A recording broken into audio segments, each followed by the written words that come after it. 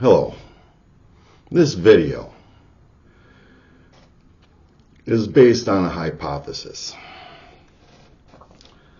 This hypothesis is, if I do things on YouTube, there is a chance somebody will see them.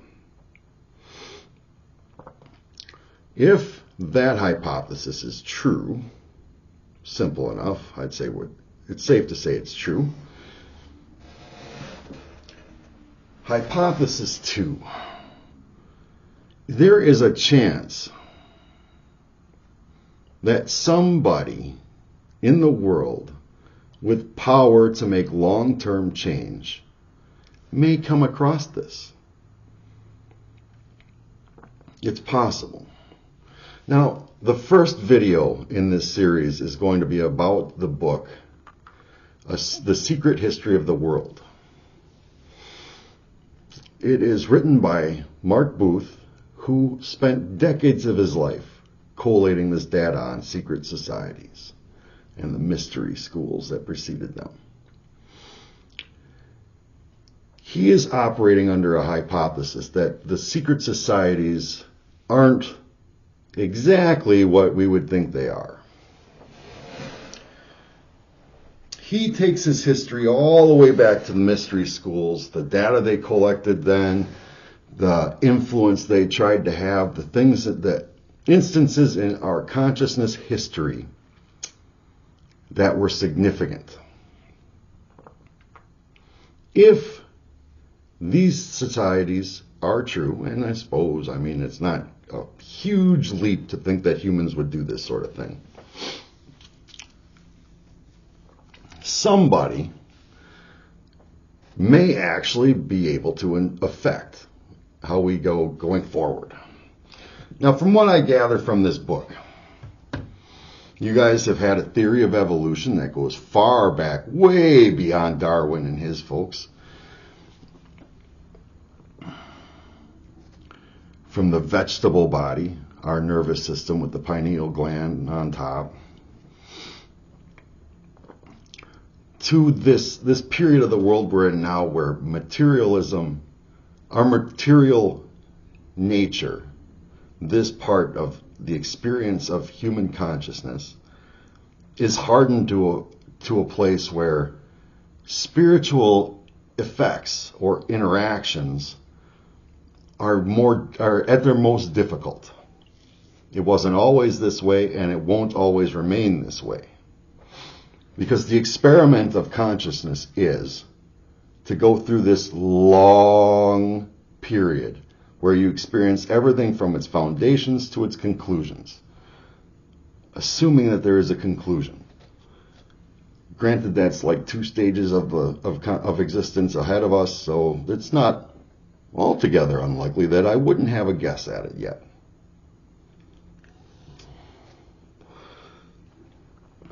So, through history, your societies have guided us.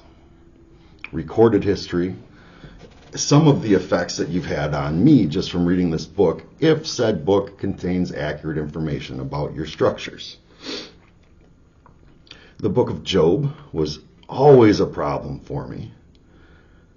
You're recording it as the first time in history when the meme, life isn't fair, was spoken into the universal consciousness.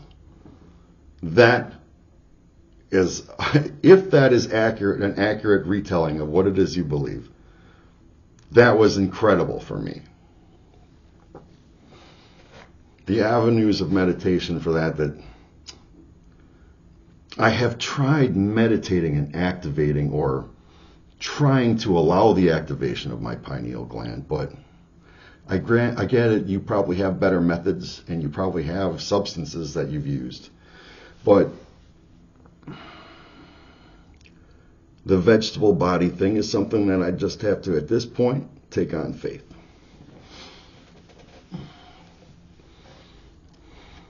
But if it has been your purpose to record and, did you try to do things like Job did? If you were able to recognize the significance of adding to a mimetic consciousness, before there was even a term mimetic? What else did you try? I mean, according to the book, there were things from the Masons where they built things for specific purposes to invoke grace from whatever beings. I tend to look at those beings as just the whole. If there is something at a pinnacle that we are its explorations, without having been introduced, I just sort of tend to see it as a whole, not like a structure or organization. The Bible has its angels. You guys have these guys. Like this, where's that history? According to you guys, Count de Saint-Germain, mid-1700s, or I guess for a long, long time. Anyways, this wasn't this guy's first time influencing our consciousness. This Count de Saint-Germain,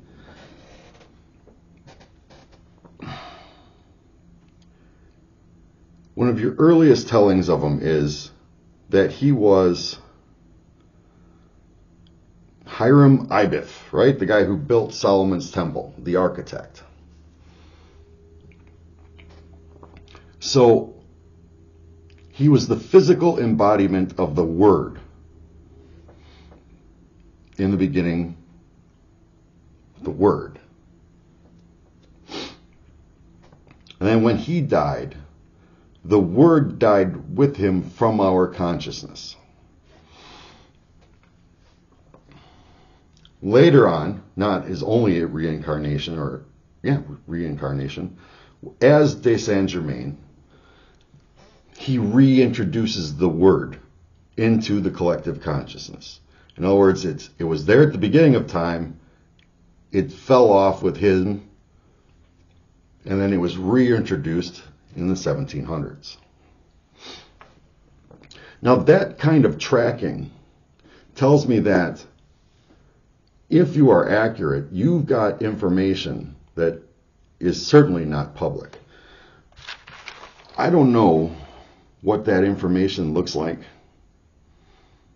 but I wonder about your findings. But either way, that's some pretty intensive belief right there. That's encompassing Christianity, Buddhism, Hinduism, Islam. I mean,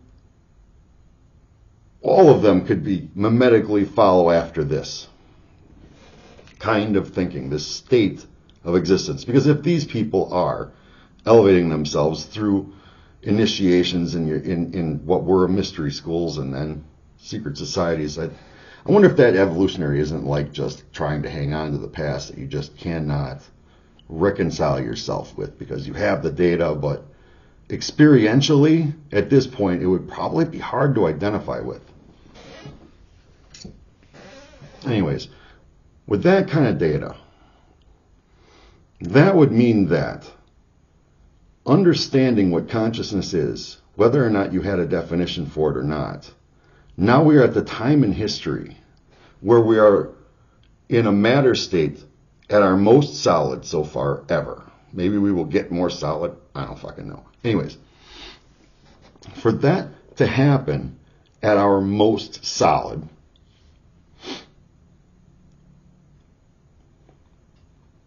will its recognition,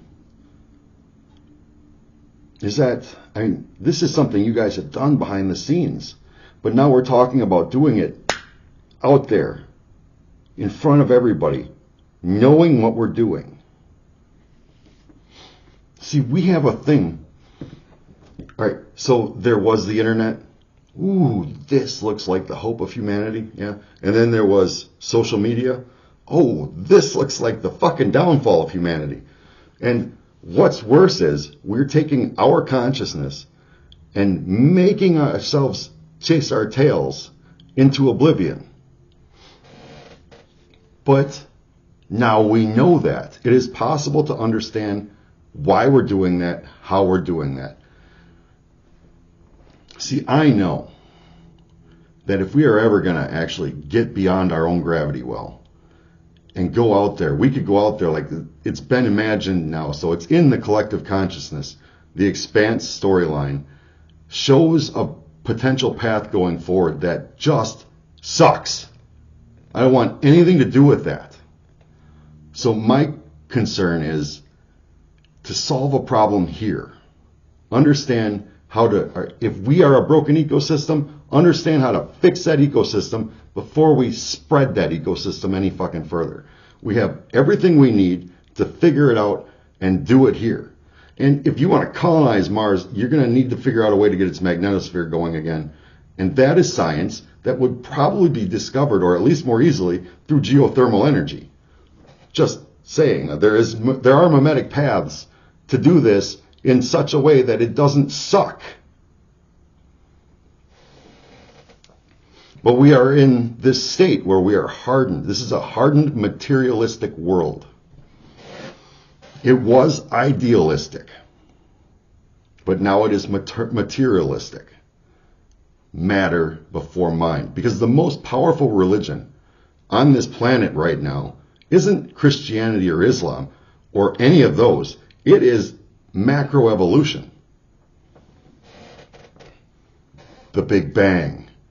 Change in kind through evolution. The age of the universe. Are we even finally now getting pictures of planets in solar systems beyond our own? I don't even think that's the case yet. But we are acting like we are not somehow pigeonholed by a whole shitload of problems to overcome before we can actually calculate what we see out there. And I'm a sci-fi geek, so science fiction is probably the most religious television that has ever been created. If macroevolution is in fact a religion. It doesn't matter. I fucking love this stuff. As far as the growth of consciousness, that shit is the way to go. And if you're behind it, good for you. I know that to try and change that expanse-like future, we need to fix the problem here. I don't mean to stop researching and trying and striving to get farther, higher, farther, faster, whatever. But in the meantime, the rest of us, because I don't know about you, but there are a lot of freaking smart people out there that aren't working on missiles or terraforming Mars. I'm working on terraforming Earth so that we can learn how to terraform Mars, but for some reason, that's a strange meme. I realize it should be obvious, or to me it should be anyway. But since it's not, then there has to be a barrier there to making that clear, which in my research I consider as science defeating me. So, can we not take this, because it seems like you guys have it projected for another 7,000 years in this state. Holy crap. Maybe I've got the math wrong on that, but do you think we could do something, make that 7,000 years a little bit better than the last? This last has been spent, I mean, you guys, there used to be wars to get the information in your societies and schools. What deeds have you guys done in order to make consciousness get to where you think it is heading in the direction you want? What exactly is that direction? Because it seems to have gotten out of hand on you.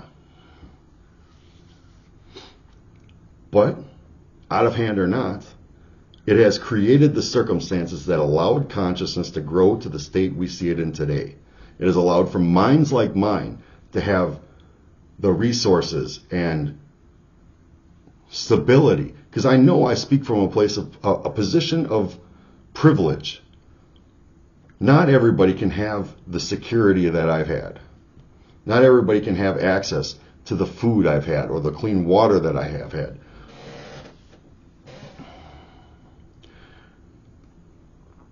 But I think we could change something deep down in the foundations here.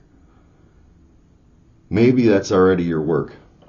If Jesus is one of yours, as it seems, I don't know, according to the stuff that was in the book, there are other gospels. I've always known that.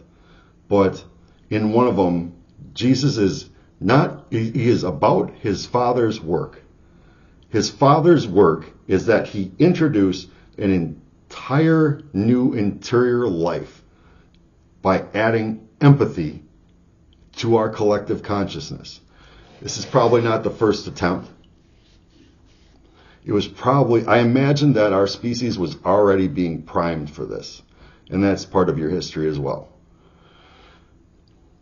What makes it possible for him to do that work is to live his life in a certain way. And I can see markers of how he tried to do that.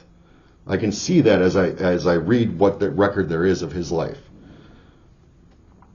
And then he went out in a very memorable way, which is always necessary for these. I mean, look what they did to Job.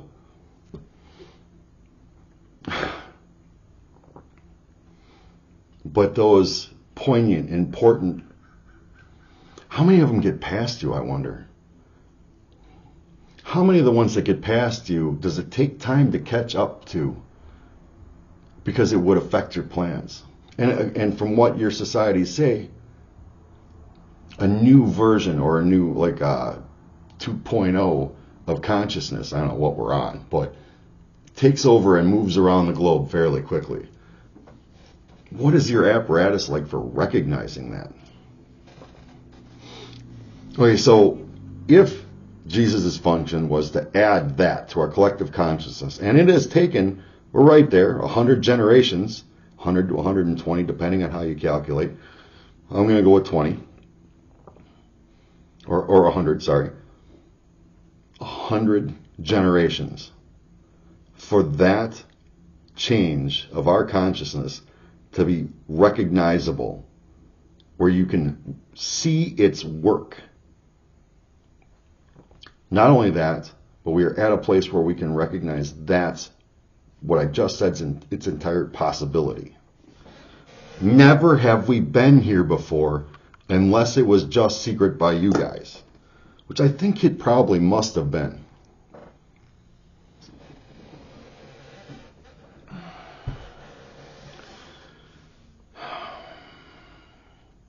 My idea to introduce this specific change to halt that possible future, because that's the one we seem likely to go for right now. Terrible destruction, war and famine and all this bullshit on Earth like we've had for thousands of years, but taking it out there. That seems to be the track we're on right now. And maybe we need to do that for this 7,000 year fucking schedule. Maybe. But here's what we recognize is happening. The position of privilege I have been in leads to these kinds of minds. Why don't we increase our odds a little bit and make it so that human beings can live comfortably and safely longer? We could wipe out things like this terrible diet we have. We can wipe out things like human trafficking. We can wipe out things like wage discrimination. We can wipe out things like, how many things do you want to add to this list? Green energy, we can wipe that out. There's 4 primary things that we need to fix in this world. All of these things by changing one thing. The way we think about housing, how we use the land mass here. If we generate energy locally, if our entire focus is on generating energy, generating food, cleaning up the environment, and proper infrastructure so that people with minds that need to be creative and affect the world can do so. So that what we're looking for in the world is this, we still are looking for the cleverness, we're still looking for the drive, we're looking for the ambition, but we want that focus changed on making this shit more comfortable and fostering more and more individual consciousnesses. sounds weird when you say that word. We know how to do all of this. Right now, the stakes we're playing for are ego, it's fear, insecurity of being able to live your life safely and comfortably. These are the things that I'm saying we will have to sacrifice. I'm not saying sacrifice your technology. I'm not saying sacrifice your faith. I'm not saying sacrifice your view on life. Well, yes, I am kind of asking that one. I want you to be less afraid. I want you to be safer. I want you to have a healthier life.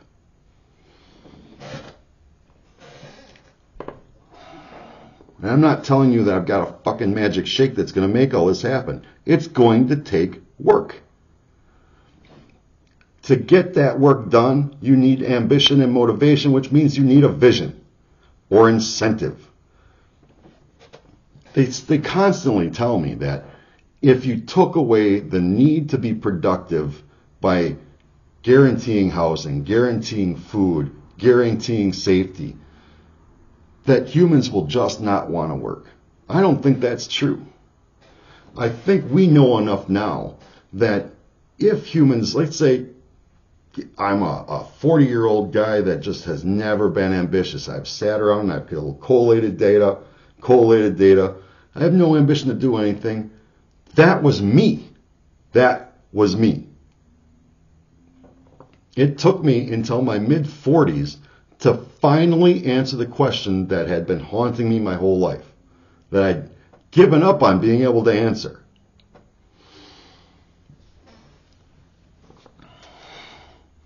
It was a slow burn. It was a struggle. But it happened. And if I turn out to be right, that I now understand the definition of consciousness and how to affect it, was it fucking worth it? Hell yes, it was worth it. Yes, it was worth it. And that's just me. What you need to do is set in place the circumstances that allow for many, many people to have that experience. Most of them probably won't be as slow as I am.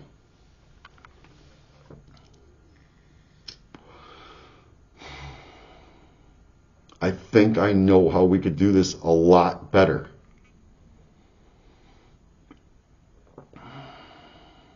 And if you are somebody, I don't want you to tap me on the shoulder and initiate me. I don't want you to fucking pay me. I don't even want you to recognize me. This is what I think can change us.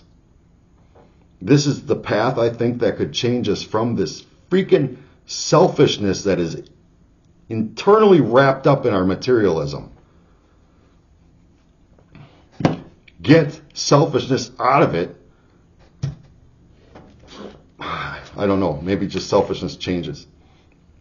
And if you are watching this from a period much further down the road and selfishness has just mutated into something else, then that's your problem. You need to recognize that, because that shit is entropy. That shit is deserve. I haven't done the video on deserve yet because I don't know how to say it without turning red in the face. The fucking word pisses me off.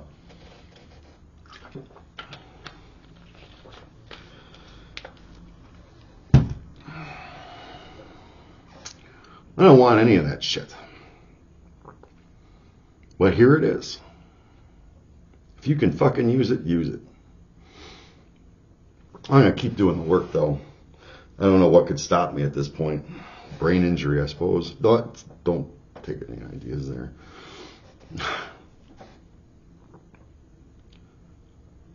I don't... See, the initial idea I had was so freaking big. I tried to explain it. It was fucking, the math was gibberish. There was no way to give a detailed vision of it. And the second and third iterations were still far too big conceptually to describe. So I've just kept winnowing it down and winnowing it down. So there is a projected timeline of changes that I would iterate, that I would initiate if I were you going forward.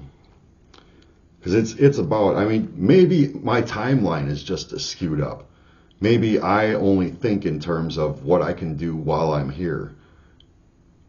And maybe these changes would take 1,000 years, maybe 7,000. I think we can help your timeline a bit if that book was accurate. I don't think we need 7,000 years to get through this. I think we could accomplish a lot more. There's incentive for you, for the specific people I'm making this for anyway. If you have the influence, if you have the capacity to see that long term. Understand, if we are going to go through a period of materialistic hardening or whatever the fuck, there are several ways we could experience that. The ways in which we experience it are likely to affect the outcomes. How much in quantity that we learn, how much experience there is, what kind of experience that is. Because if we keep going this way, most of the experiential learning is painful.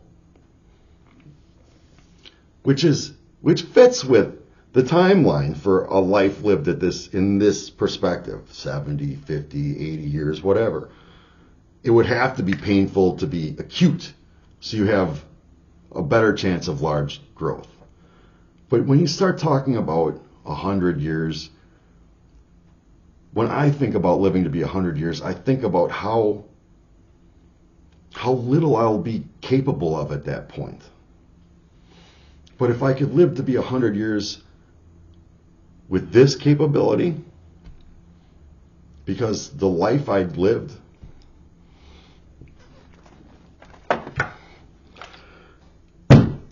wasn't so toxic, because I didn't live my life in fear or paranoia or, oh my God, mountains of insecurity.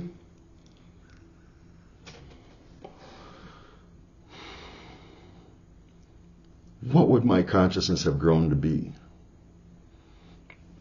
I think we've had enough of the fucking sharp, acute damage to inspire large growth. I think we've had enough of that. I think since the Renaissance and the Enlightenment, I would have to say that the quality of growth has shifted from the acute being useful to the deep being useful.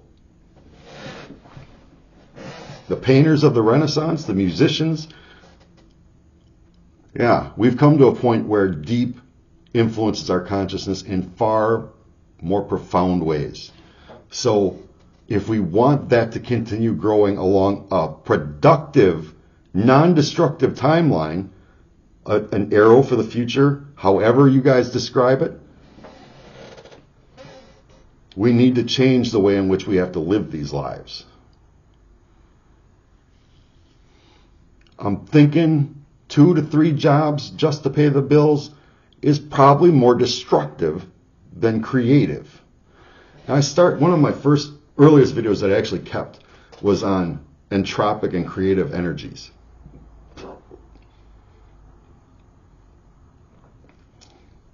It was part of the growth process I went through, coming to terms with what God or the universe must be like.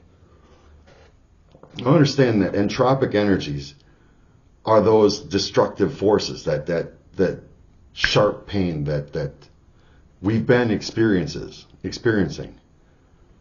I think we need to give that creative a bit more. I know that it's been sharp there as well. I don't think without that pain we could have had the Renaissance. We had to have something to heal from. But now we've come to a point where we can recognize the trauma that has happened since the Enlightenment up until where we are now. And we can recognize that deep thought that is cultivated in an environment or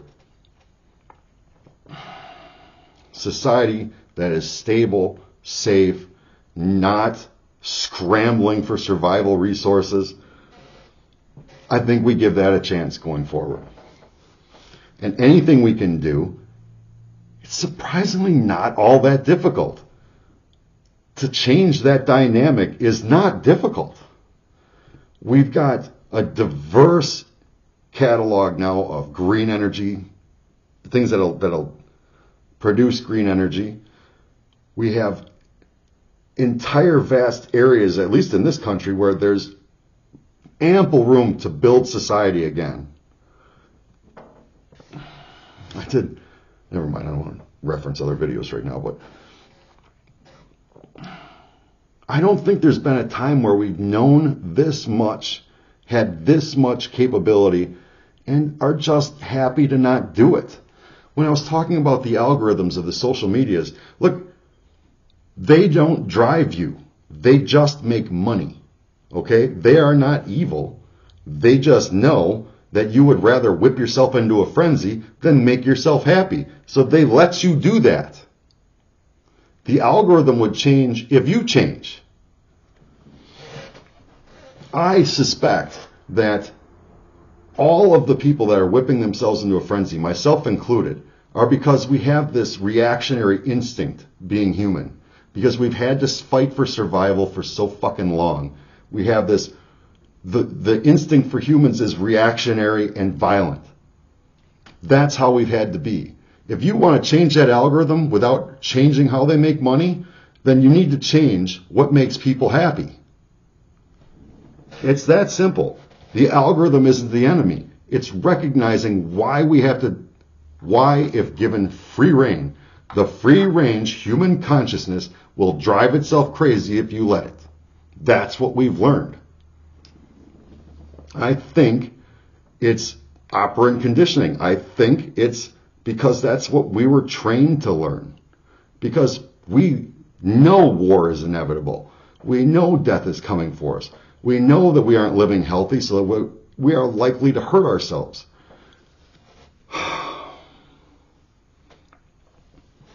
I don't think it's the algorithm's fault. I think it's our fault. And the algorithm is the thing that pointed it out to us.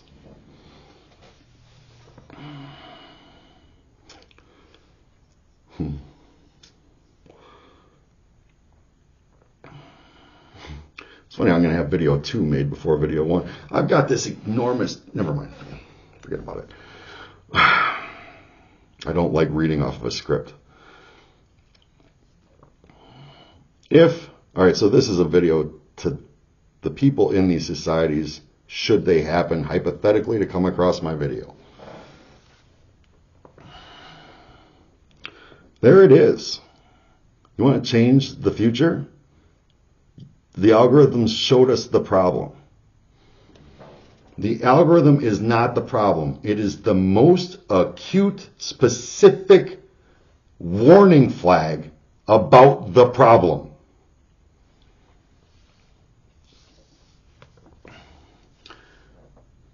And it also shows us how to fix the problem.